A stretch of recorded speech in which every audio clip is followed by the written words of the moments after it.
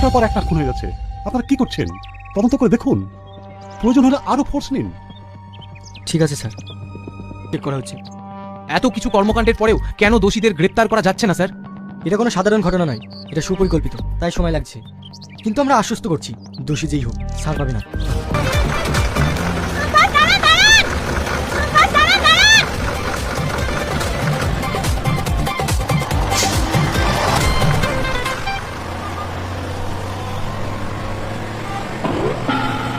Sorry wait, শুধু sorry বলে হয়ে গেল?